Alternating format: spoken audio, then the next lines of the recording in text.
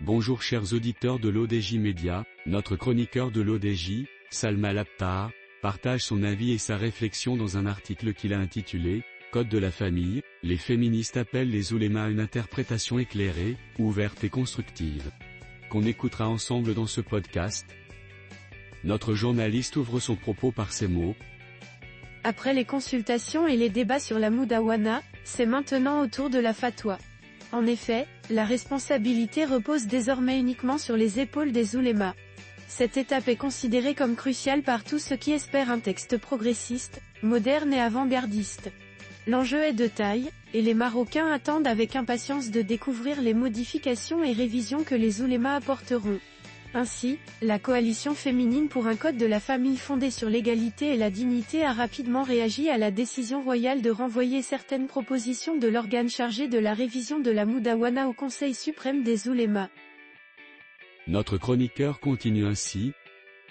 Cette organisation, qui regroupe des militantes féministes, associatives, partisanes et des juristes, insiste sur la nécessité d'une interprétation éclairée, alignée sur les valeurs de modération et de diligence ouverte et constructive.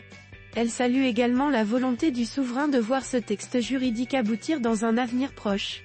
Dans le même esprit, la coalition féminine salue l'ensemble de l'initiative royale visant à réviser le code de la famille, ainsi que la méthodologie participative adoptée par l'organe en charge de cette révision.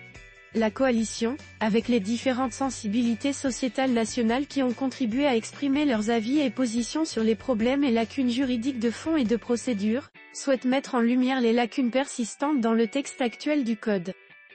Elle souligne également le manque de conviction de certains acteurs quant à la faisabilité de certaines exigences, à travers le mémorandum de demande qu'elle a soumis à l'organe de révision du Code de la famille.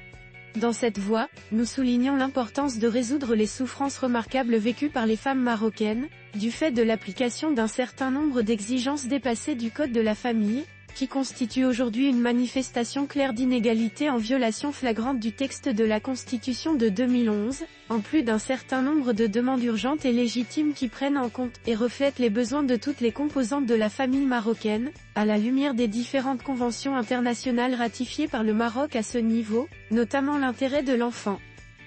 Dit-on auprès de la coalition, tout en notant l'absolue nécessité de répondre à la lumière des changements découlant du développement de la société marocaine et de la capacité des décisions de la charia à s'adapter à la réalité et aux besoins de la société.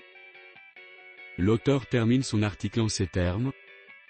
En conclusion, la coalition féminine pour un code de la famille fondé sur l'égalité et la dignité réaffirme la volonté du pays de consacrer l'état de droit et les institutions.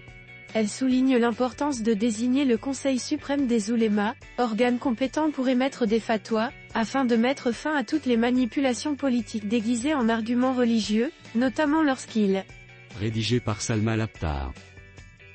Merci d'avoir écouté ce podcast de l'ODJ Média. N'oubliez pas de vous inscrire sur notre newsletter quotidienne à partir du portail odj.ma. Alors, on se dit au prochain podcast de nos chroniqueurs de l'ODJ, et à très bientôt.